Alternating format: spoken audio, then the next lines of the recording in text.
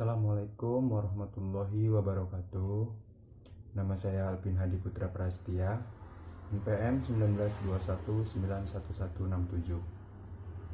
Sini saya akan menjelaskan yaitu yang pertama yaitu proses pencernaan dan penyerapan. Setiap makanan yang dikonsumsi akan melalui proses pencernaan.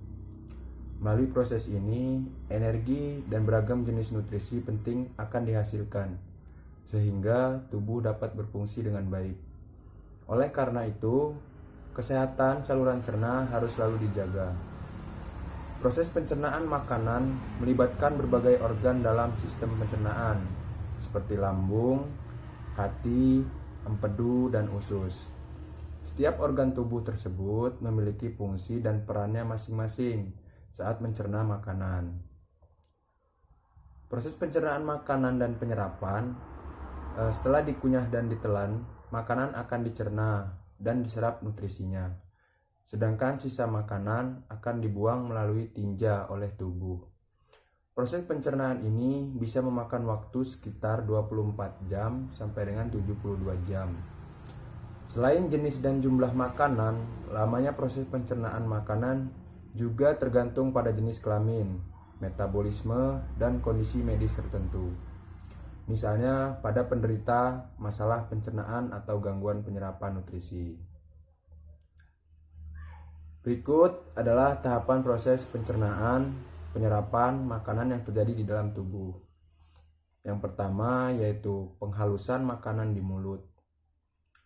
Mulut adalah awal dari saluran pencernaan. Saat makanan dikunyah di dalam mulut, kelenjar liur akan memproduksi air guna menghaluskan makanan. Air liur tersebut mengandung enzim amilase yang berfungsi untuk mengolah karbohidrat menjadi glukosa dan energi. Kemudian selanjutnya ada pemecahan makanan di lambung.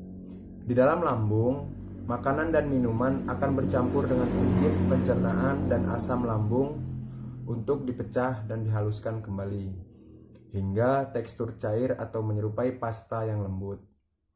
Asam lambung juga berfungsi untuk membasmi kuman dan virus makanan atau minuman yang dapat menyebabkan penyakit infeksi.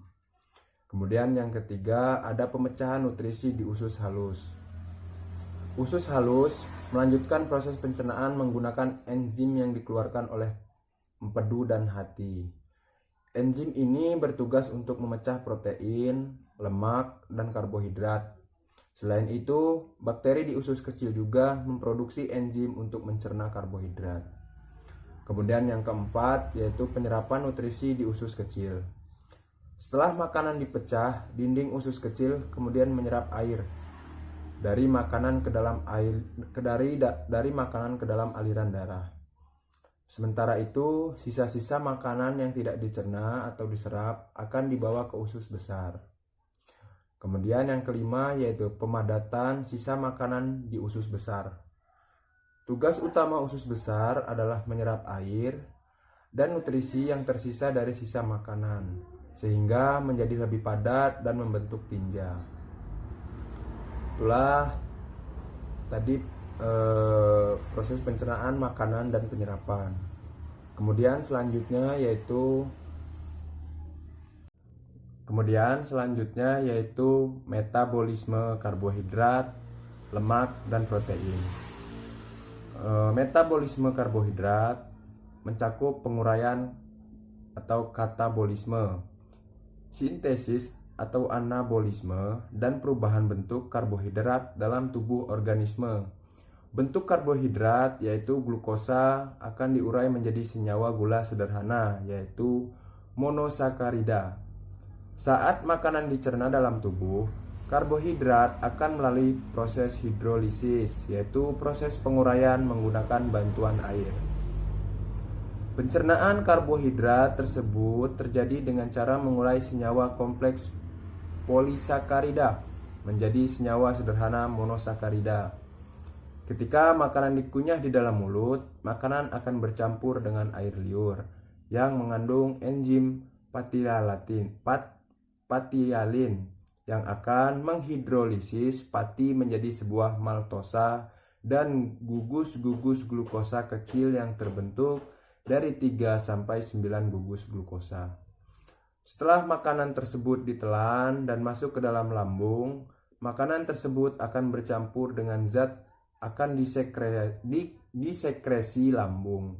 Kemudian makanan tersebut akan masuk ke dalam duodendum dan bercampur dengan getah pankreas.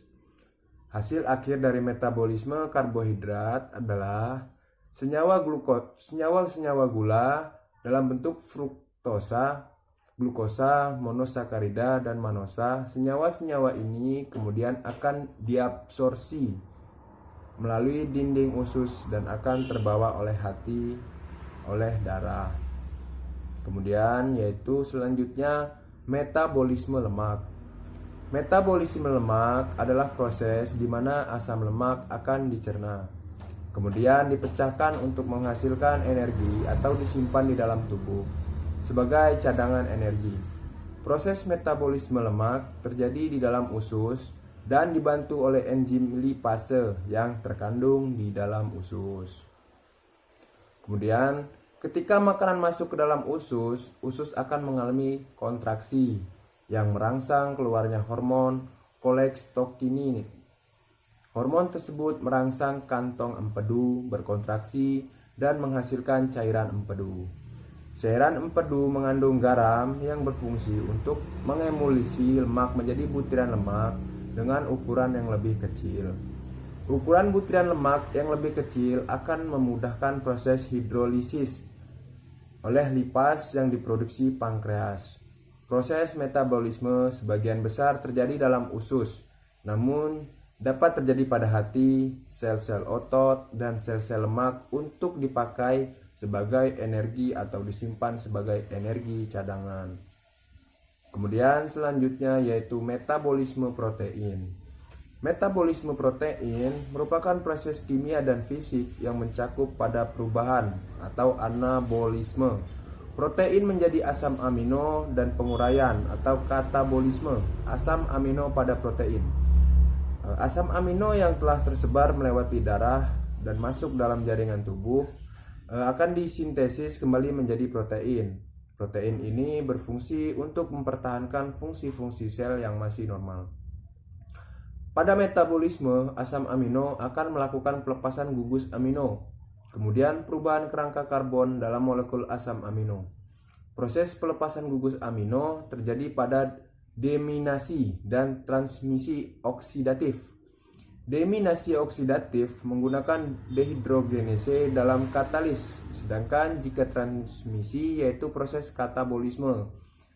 Katabolisme asam amino yang melibatkan gugus amino pada satu asam amino terhadap asam amino yang lain. Kemudian asam amino tidak dapat disimpan oleh tubuh manusia jika jumlah asam amino berlebihan atau terjadi kurangnya sumber energi lain. Tubuh manusia akan menggunakan asam amino dalam sumber energi. Protein adalah produk yang dihasilkan oleh ekspresi informasi genetik, merupakan polimer asam amino yang terikat pada satu sama lain dalam ikatan dalam sel hidup.